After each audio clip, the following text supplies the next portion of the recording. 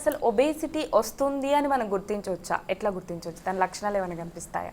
Yeah సింపుల్గా పేరెంట్స్కి కనపడేది ఏంటమ్మా, ఇప్పుడు ఎదుగుతున్న పిల్లలు ఎదిగే వరకు పెద్దగా ఒబేసిటీ కనపడదు. బట్ ఎదుగుతున్న పిల్లల్లో కూడా కొందరిలో ఒబేసిటీ, పిల్లోడు లావు అవటం చూస్తారు. దయచేసి మీ పీడియాట్రిషియన్తో కానీ లేదా డాక్టర్ని సంప్రదించి చర్చించండి. తప్పు లేదు. బట్ ముఖ్యంగా ఎప్పుడైతే హైట్ ఆగిపోతారో, అమ్మాయిలు కానీ అబ్బాయిలు కానీ హైట్ ఆగుతారు చూసారా, అక్కడి నుంచి లావు అవటం స్టార్ట్ అవుతారు. నడుము సైజు పెరుగుతుంది. అక్కడ ప్యాంటు సైజు ఏమన్నా పెరుగుతుందా చూడండి, అక్కడే తెలిసిపోతుంది. పెరుగుతున్నారు, ఎక్కువగా ఒబెసిటీ వస్తుంది అనుకోండి, డిస్కస్ చేయండి డాక్టర్తో. కొన్ని ఇబ్బందులు ఉంటాయి అక్కడ, పిల్లలతో మాట్లాడాలి. అవన్నీ మనం జాగ్రత్తగా చూసుకున్నాం అనుకోండి, అక్కడ ప్రివెంట్ చేయొచ్చు.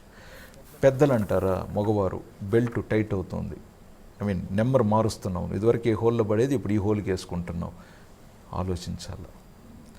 అదేవిధంగా ఆడవాళ్ళు కూడా ఇవాళ రేపు చాలామంది ప్యాంట్లు జీన్స్లు వేసుకుంటున్నారు, వాళ్ళకు తెలిసిపోతుంది.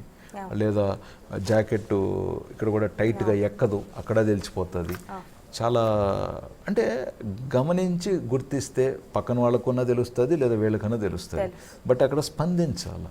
మీకు తెలిసినవి మీరు పాటించండి. వాటర్ మంచిగా తీసుకోవాలి, నిద్ర బాగుండాలి, ఆహారం మితంగా పరిమితంగా బాగుండాలి, శారీరక శ్రమ ఉండాలి. వీటికి మించి ఇంకా ఇష్యూస్ ఉన్నప్పుడు మెడికల్ హెల్ప్ అవసరమైనప్పుడు డెఫినెట్గా డాక్టర్స్ ఉన్నారు సహాయపడటానికి కానీ, తోడుగా నడవటానికి కానీ, తోడుగా వాళ్ళని జాగ్రత్తగా ముందుకు తీసుకెళ్ళటానికి కానీ అన్ని విధాలా మనం చూసుకుంటూ పేషెంట్ని బ్లేమ్ చేయకుండా ట్రీట్ చేయడం ఇప్పుడు ఛాలెంజింగ్ అనమాట. సో అధిక బరువు గల కారణాలు ఏంటి, ఎట్లాంటి జాగ్రత్తలు తీసుకోవాలో చాలా వివరంగా తెలియజేశారు sir. Thank you so much. మంచిది.